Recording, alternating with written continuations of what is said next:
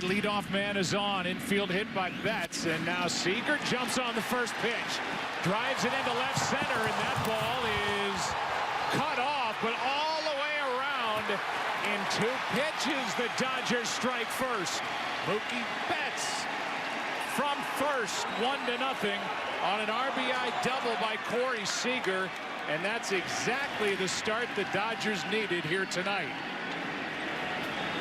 Yeah, in traditional standards, we would be moving to different stadiums, right? But because we're in the same stadium, the Dodgers being the visitor actually was an advantage for them because they lost the first 2 games, and that stumble right there cost any chance that the Braves had to stop Mookie Betts and his speed from scoring. What a guy can or cannot do. Here's one well hit into center. That ball is down. Base hit for Smith. It's 2-0, and Smith is into second with a double. 2-0, Dodgers on top as Smith delivers his first LCS RBI here in 2020. This is what you do when you're a good sinker hitter. You go up the middle. This ball ends up curving away. This is an incredible play by Acuna. That ball should have got by him. But when we get a chance to watch this angle as he came in the second really hard, sliding in. I'm sorry, Pache in center, not Acuna.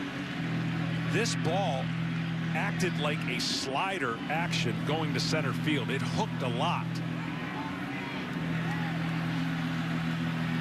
Well, a big 2-out RBI double by the outstanding 25-year-old catcher. He's been searching for that in this LCS, and he pushed it to second. He showed his good speed last night as he beat a play at first on what was ruled an error by Albies.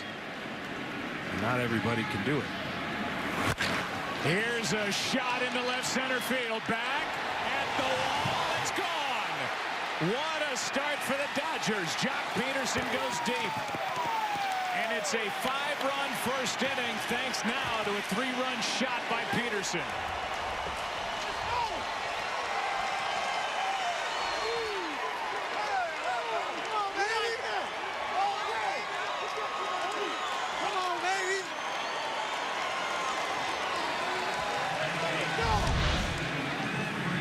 Well, this is what Jock Peterson can do.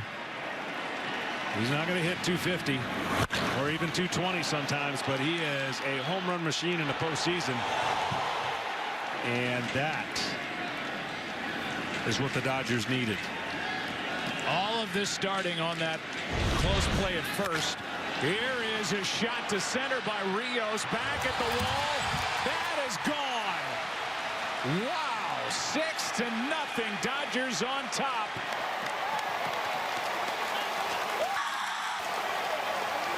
And have they been waiting for this type of outburst?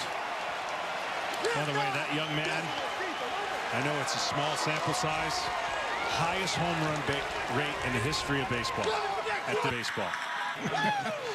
In his career, he has incredible power. People talk about it. I mean, he just displayed it right there. Obviously, these guys talked. Grant Brown, the Dodgers in general, the hitters meeting, after being passive, patient, trying to get the pitch count up. These guys have gone up there ready to swing. And it started with the first couple of hitters. 2 pitches, and the Dodgers had a run on a single, infield single by Betts, an RBI double by Seager. And now Rios just jumped on the first pitch and hit it out to straightaway center field. It's 6-0 Dodgers.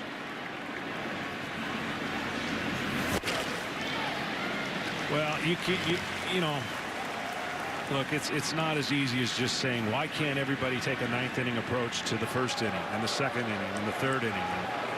You know, hitting, I said it yesterday, hitting is contagious when a couple things turn around. Pitching is contagious when a couple things turn around. And I honestly think the best thing for the Los Angeles Dodgers today was being the visitors. I almost said that it's easy to say now. I almost said that last night. Yeah.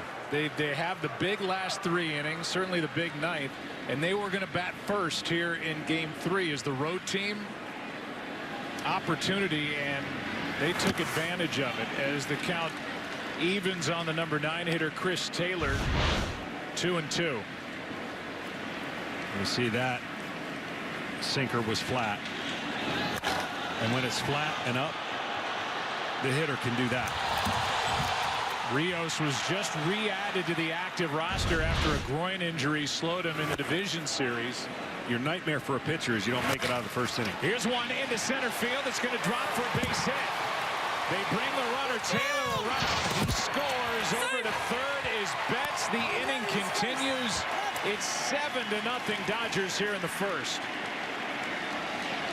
The most first inning runs the Dodgers have scored in their long postseason history. To the 5-hole with d'Arnaud. Here's a fly ball into right center field. Back at the wall. It is gone. Grand slam. And the first inning is historic. 11 runs on the board for the Dodgers, as they are just dropping bombs here in the first inning on the Atlanta Braves.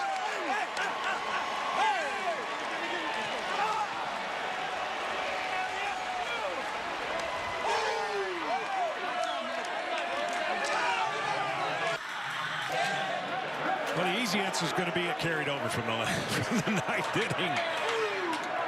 That is history. I mean, that was just a guess. I was kind of just guessing it was in the first inning, but how about most runs in any inning in postseason history? And wow. That is the 3rd home run of the inning. The 5th extra base hit.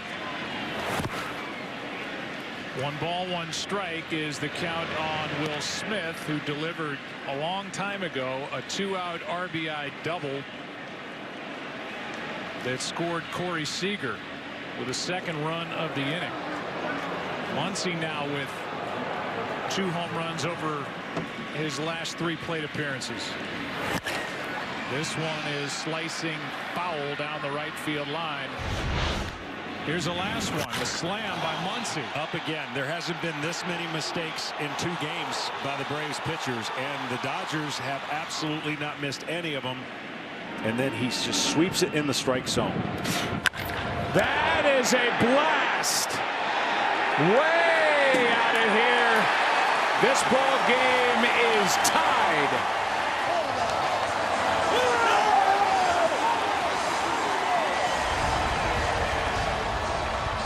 And a couple of stops along the way around the bases for Marcell Ozuna. He said they had to get him going. That thing got out of here in a blink. This swing, this is incredible. See how straight up and down the bat is, but then look at the path it takes in the zone. You have to be really quick to pull your hands in and keep the barrel in that direction to lift it as far as he hit it. 3-2 pitch. That's into left center field. Another run. Driven in by Ozuna. Cruising into second. Another double. It's 3-1. Atlanta on top in the 6th. The 4th pitcher of the night for the Dodgers, Dylan Floro. And there's one into center. Back at the wall. It is gone. Ozuna, his 2nd of the night. And the Braves get that run right back. It's 8-2. Here's the home run by Ozuna.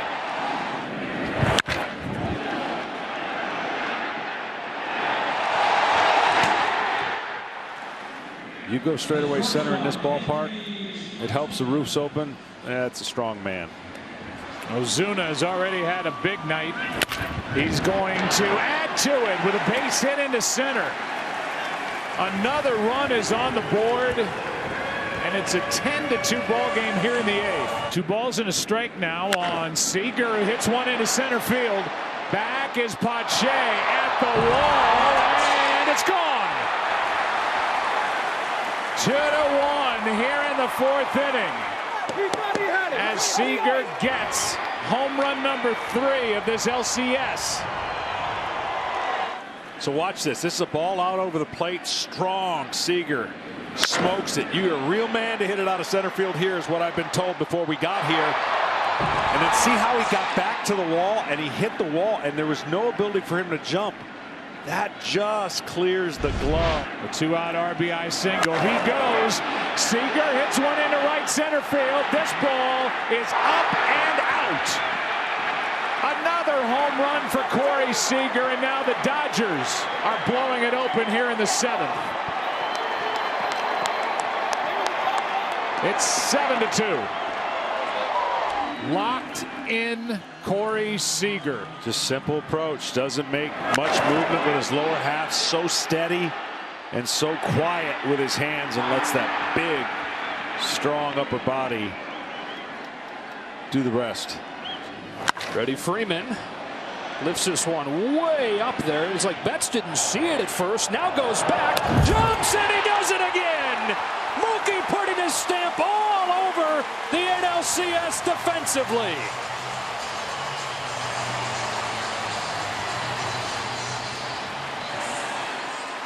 That's how you do it. Watch how he times. This is a taller fence than center field, and he gets way up.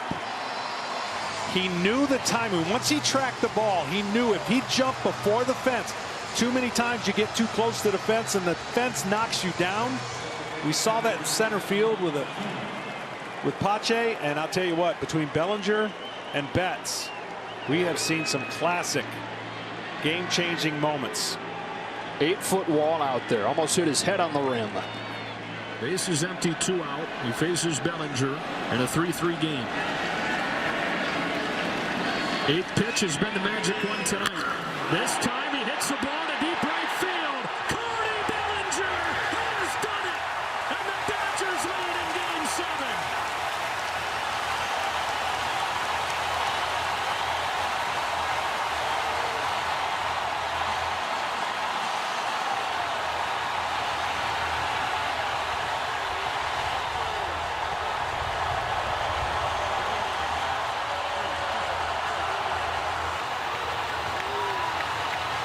And it again comes on the 8th pitch of the at-bat.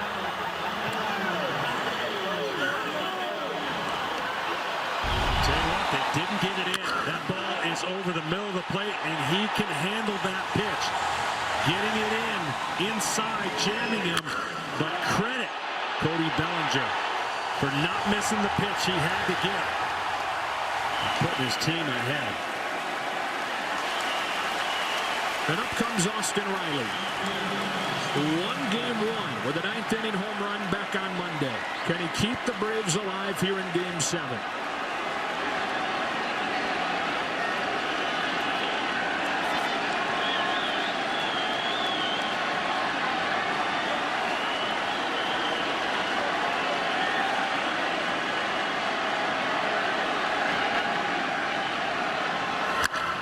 Towering fly ball. The Dodgers come from behind in the series. They come from behind in Game 7, and they win the National League pennant.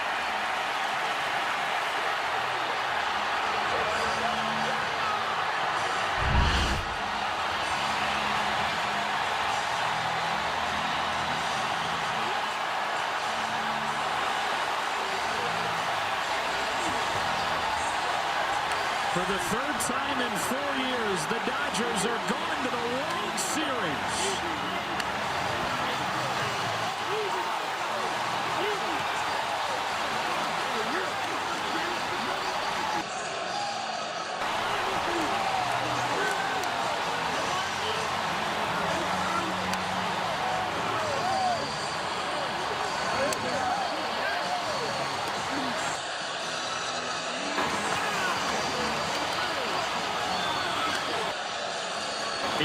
Times a team has fallen behind 3-1 in a series.